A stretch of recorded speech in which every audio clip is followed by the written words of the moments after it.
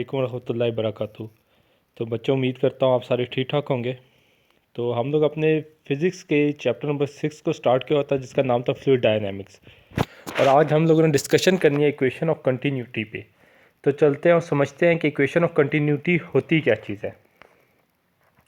तो बेटा, अगर इसकी स्टेटमेंट की बात करूँ या इसको डिफ़ाइन करने की, इस लॉ को डिफ़ाइन करने की बात करूँ, तो बेसिकली इसमें क्या होता है कि हम लोग कहते हैं कि जो प्रोडक्ट है किसका जी, क्रॉस सेक्शनल एरिया का और जो स्पीड है जिसके साथ वो मूव कर रहा है कोई भी फ्लूइड, ठीक है, किसी स्पेसिफिक पॉइंट में से, ठीक है, वो कांस्टेंट रहते हैं।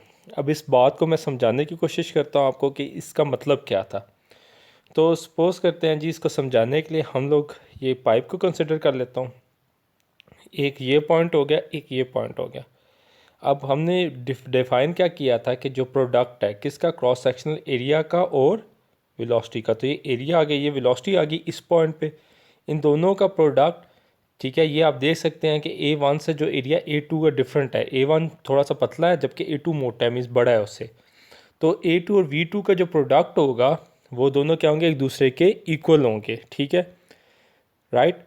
या इसे हम लोग इस तरह भी कह सकते हैं कि जो वॉल्यूम फ्लो है पर सेकेंड ऑफ फ्लूइड, ठीक है, वो कांस्टेंट रहेगा, ठीक है। तो वॉल्यूम फ्लो पर सेकंड से मुराद क्या है, A1 V1 is equal to A2 V2। यहाँ से इसी चीज़ को हमने जो कहा था कि A1 V1 is equal to A2 V2, जो ऊपर बात की कि जो cross sectional area of pipe और जो उसकी वेलोसिटी का प्रोडक्ट है वो किसके बराबर है जी, वो A2 V2 के मीन्स कांस्टेंट है। और इसी को हमने क्या है जी, वॉल्यूम फ्लो पर second of fluid remains constant. यहाँ से वॉल्यूम की बात क्यों आ गई, क्योंकि आपको A जो एरिया है और किसका प्रोडक्ट है, वी वेलोसिटी का, ठीक है। अब आपको पता है एरिया का यूनिट क्या होता है, मीटर स्क्वायर, और वेलोसिटी क्या होती है, मीटर पर सेकंड। तो ये मीटर स्क्वायर और ये वाला मीटर मिलके, मैं थोड़ा सा नीट कर दूँ आपके लिए। तो मैंने अभी क्या शो किया था, ये ए था और ये वी था। वेलोसिटी, एरिया का यूनिट था मीटर स्क्वायर और वेलोसिटी का था मीटर पर सेकंड। तो ये मीटर स्क्वायर और मीटर मिलके मुझे क्या दे देगा, मीटर क्यूब पर सेकंड। और मीटर क्यूब किसका यूनिट होता है, वॉल्यूम का। तो वॉल्यूम फ्लो पर सेकंड, इस तरह वो बात करें कि ये जो वॉल्यूम फ्लो पर सेकंड होगा ये क्या रहेगा, कांस्टेंट रहेगा। तो ये हमने अभी समझ ली इसकी स्टेटमेंट, कि स्टेटमेंट से क्या मुराद था कि इक्वेशन ऑफ कंटिन्यूटी हमें बताती किस चीज़ को है। यहाँ तक बेटा क्लियर हो गया हो, तो आगे चलते हैं जी इसकी डेरिवेशन की तरफ कि A1 V1 is equal to A2 V2 कैसे आता है, इसको हम लोग प्रूव करते हैं, ठीक है। तो उसके लिए हम लोग इसी डायग्राम को यूज़ करेंगे, ये जो हमारी है, ठीक है। इसमें हम लोग क्या करेंगे जी, ये अपने यूज़ करेंगे इस पाइप को। आप देख सकते हैं कि पाइप के दो एरिया हैं, एक छोटा पतला सा है, ये आपको नज़र आ रहा है, और एक मोटा है, ठीक है। और इसमें हमने दोनों की जो वेलोसिटीज़ हैं डिफरेंट हैं, इसलिए V1 और V2 से रिप्रेजेंट कर दिए हैं, ठीक है बच्चों। अब तो वही वो बात करता है कि कंसिडर कर लो फ्लूइड फ्लो कि वो यूनिफॉर्म नॉन यूनिफॉर्म पाइप से गुजर है। नॉन यूनिफॉर्म के मीन्स डिफरेंट एरियाज़ है, मतलब डिफरेंट इसकी है, ठीक है। अब जब वो पार्टिकल मूव करता है, ठीक है, जब जो आपके फ्लूइड होंगे, लेट्स सपोज हमने पानी ले लिया कि पानी जो फ्लूइड या जो पानी जो उस पाइप में से गुजरेगा, ठीक है। तो लेट्स सपोज जी मैंने क्या बात कर दी कि एरिया A1, ये जो छोटा पतला सा नज़र आ रहा है, ठीक है, वो डिस्टेंस मूव करता है जी डेल x1, ठीक है। और उसकी वेलोसिटी इस पॉइंट पे कितनी है जी, v1 है, ठीक है। तो अगर इसमें मैं अपना कंसिडर करूँ जी वॉल्यूम फ्लो, कि वॉल्यूम फ्लो पर सेकंड उसमें से कितना है, ठीक है, कि वॉल्यूम फ्लो कितना होगा, तो वो मैं क्या कर सकता हूँ जी, वॉल्यूम फ्लो को किस तरह लिख सकता हूँ कि volume of fluid in lower size कितना है जी, A1 डेल x1। वॉल्यूम किस तरह निकालते हैं आप, एरिया को हमने मल्टीप्लाई कर दिया जी किसके साथ, डिस्टेंस के साथ, ठीक है, जितना लेंथ उसने ट्रैवल किया। तो A, और ये लेंथ भी मीटर है, वही बात रिपीट करूँगा कि A का यूनिट होता है मीटर स्क्वायर, जबकि लेंथ का होता है मीटर। तो मीटर स्क्वायर और मीटर मिलके मीटर क्यूब देते हैं, जो आपका क्या शो करता है जी, वॉल्यूम को शो करता है। ये बात समझ आई बच्चों। तो इस तरह आपको यहाँ से क्या मिल गया, वॉल्यूम मिल गया, ठीक है, अपनी इस साइड का, पहली साइड का जो लोअर साइड है, ये वाली का, ठीक है। अब चलते हैं जी आपके दूसरे पेज की तरफ। अब यहाँ से देखिए मैंने आपको क्या बताया हुआ है कि जो डेंसिटी होती है उसका फार्मूला क्या आता है, मैस ओवर वॉल्यूम।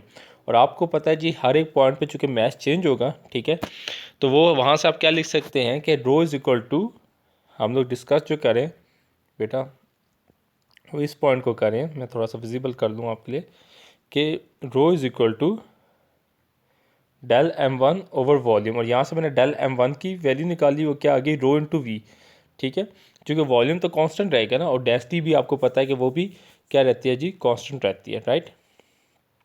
तो ये क्या बन गया रो इंटू वी, चूँकि वाटर की आप क्या 1 मोल लें या 1000 मोल लें वो वही रहेगी, 1000 किलोग्राम पर मीटर क्यूब ही रहेगी। तो यहाँ से अगर मैं ये जो मैंने डेल m1 की वैल्यू निकाली है, ठीक है, वो क्या निकाली है जी रो इंटू वी, और पीछे अगर आपको याद हो तो पिछली स्लाइड में हमने क्या निकाली थी जी, वॉल्यूम की वैल्यू निकाली थी, वो क्या आई थी A1 डेल x1, ये लिखी हुई है A1 डेल x1 निकाली थी।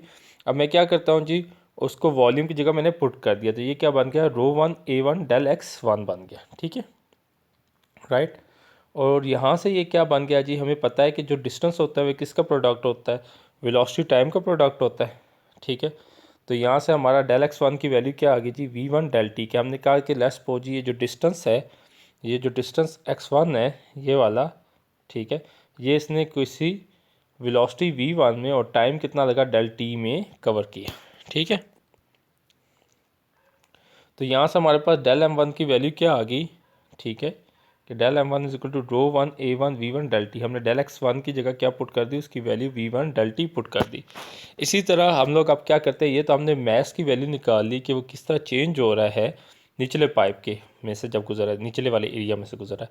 अब बात करते हैं जी, जब वही क्या कहते हैं जी, जब ये ऊपर वाले में से गुजरेगा, ठीक है, क्योंकि ये देख रहे हैं मोटा एरिया है, इसका ज़्यादा एरिया है, क्रॉस सेक्शनल एरिया ज़्यादा है, तो यहाँ से जो वेलोसिटी होगी वो कोई V2 हमने कह दी, और हमने ये डिस्टेंस जो ट्रैवल करता है उसी टाइम के लिए, ठीक है, हमने कितना मेजर किया, उसे डेल x2 किया, ठीक है। तो उसके लिए चेंज ऑफ मास फाइंड करते हैं। तो जब उसके लिए हम लोगों ने चेंज ऑफ मास फाइंड किया तो बेटा ये देखिए हमारे पास क्या आया, ये हमारे पास आया कि डेल m2 कितना आ गया zero to A2 V2 into del T. वही स्टेप्स सारे हमने फॉलो किए हैं, वही सारे स्टेप्स रिपीट किए हैं, ठीक है, जो ऊपर डेल m1 के लिए किए थे, सही है।